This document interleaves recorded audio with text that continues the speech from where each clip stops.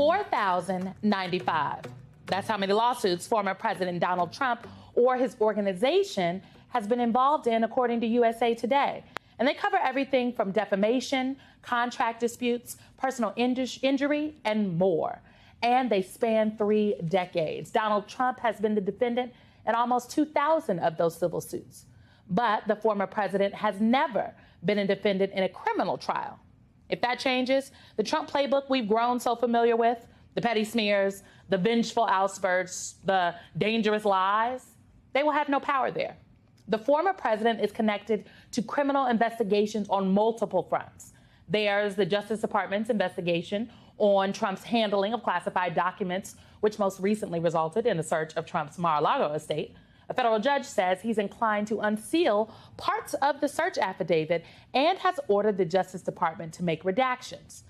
Then there's Trump's effort to overturn the results of the 2020 election. His former White House lawyer, Eric Hirschman, was recently subpoenaed to testify before a grand jury in that matter. And then there's a criminal investigation in Fulton County, Georgia, a key target in Trump's effort to nullify Georgia's 2020 electoral votes by putting pressure on Georgia's Secretary of State to find votes. We know a target of that investigation is Trump's right-hand lawyer, Rudy Giuliani, the closest person to the president, to the former president, to be a target in these criminal probes. And that's not even mentioning the criminal investigations into the Trump Organization, where former CFO Alan Weisselberg just pled guilty to a tax fraud scheme where he'll pay nearly $2 million in fines and spend up to 5 months in prison. That's a lot of potential crimes, y'all. So let's dive in, okay? Here to discuss is Matthew Brown. He is a national correspondent focused on democracy for the Washington Post. And MSNBC legal analyst Carol Lam is with us. She's a former federal prosecutor. Welcome to you all. Carol, can we just start with this affidavit that spurred the search of Mar-a-Lago? Now, the judge in that case may allow a redacted version to be unsealed. Now, although we know that former President Trump's allies are calling for it, his lawyers didn't file a motion to unseal the affidavit. This did not happen in the courtroom. We're talking about the court of public opinion. So can you just break down for folks at home how releasing part of the affidavit, how that could affect the former president and this ongoing investigation? Sure, and we're definitely in uncharted grounds here because generally speaking, an affidavit of probable cause in support of a search warrant does not in any way become public until you're either very close to trial and there's a motion to suppress this search warrant, or you're actually in trial. But here, we're actually, according to the Justice Department, in the early stages of the investigation itself.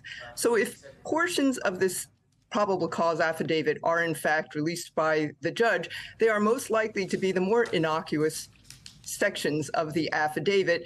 And even the Justice Department said, look, we gave a try at redacting this document and we found the result to be meaningless to the reader because the aspects that the reader would want to see, the names of witnesses, for example, what kinds of documents are at issue, what else the grand jury has been doing, are all aspects that simply cannot be disclosed at this time, or it would have an impact on the investigation.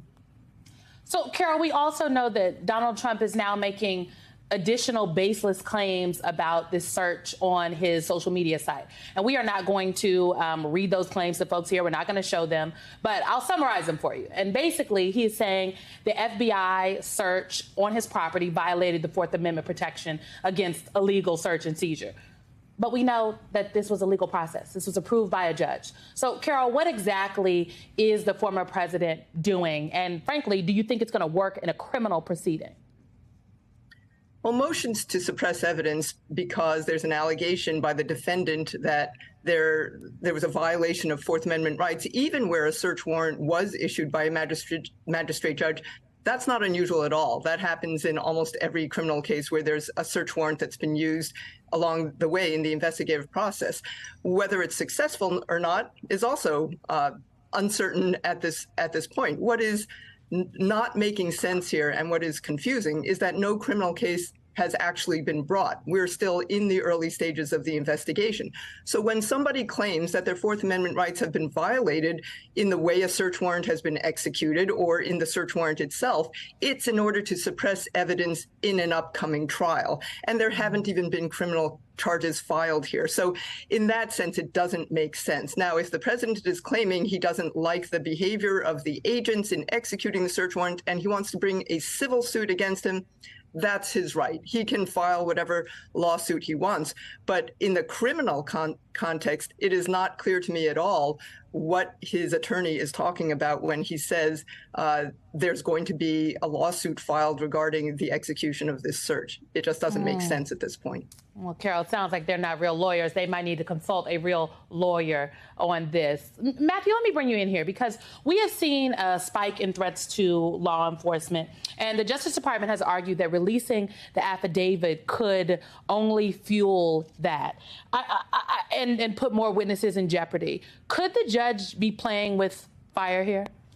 Well, it's very possible that the judge could be playing with fire here. As many legal experts have told me and my colleagues, this is an unprecedented thing to potentially release the affidavit for a potential search warrant here because of the extensive information that would be contained in such a document. We're talking about not just the information that the Justice Department would have observed themselves that would have led them to believe that a crime could have been potentially committed, but also the potential informants, as well as just the entire blueprint, really, that we're looking here for what their potential strategy for potentially bringing charges could end up being in the situation. So given that extensiveness of the document, the lengthiness of the document, and the fact that it could jeopardize not just the security of potential witnesses who testified before or gave information to the Justice Department, but also the actual agents who were involved in this potential investigation. It is a very, very unprecedented step, but there's nothing precedented about this particular No, situation. everything about this entire conversation is unprecedented. I think it is important to note here that the violence, the spike in violence in law enforcement is due to the rhetoric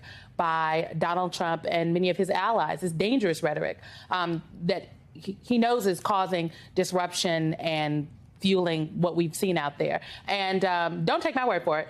Former Attorney General Eric Holder, he had something to say about this, too. Let me play this for you guys right now.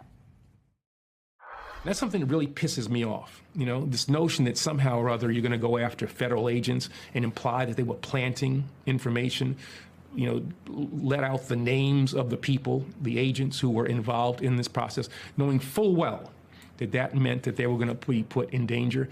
The next time the Republican Party and leaders of that party and Donald Trump say that they are law and order people, I hope the American people will remember how they treated people in law enforcement around this Mar-a-Lago incident. This is something that really, really, really makes me angry.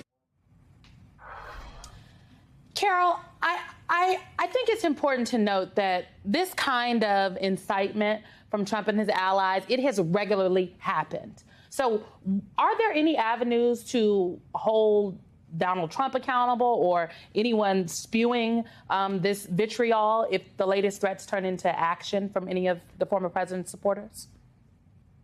Well, look, I'm not going to talk about former President Trump at this time because obviously a former president, that situation is, as we've been using this word a lot, unprecedented. But there are statutes, criminal statutes, that hold people responsible for or accountable for inciting violence against law enforcement agents. And in fact, an individual just a week ago, I think, was indicted for doing exactly that. We are in a new time. We're in a time of the use of social media. And so a lot of what we're used to in terms of threats, you know, coming through the U.S. mails or something like that, no longer really apply. We're talking about a whole new tool that is in the hands of people who want to incite violence against law enforcement agencies. And that is simply despicable. There's nothing that can be said in defense of that. And people are using tools that are available now that maybe weren't available 20 years ago in order to whip up mobs based on emotion. And you can see the results in the attack in Cincinnati. And it's just not defensible. Not at all. And I would like to remind people, January 6th, okay, prior to January 6th, the Michigan State Capitol, this is dangerous. Carol Lam, thank you very much for your insights.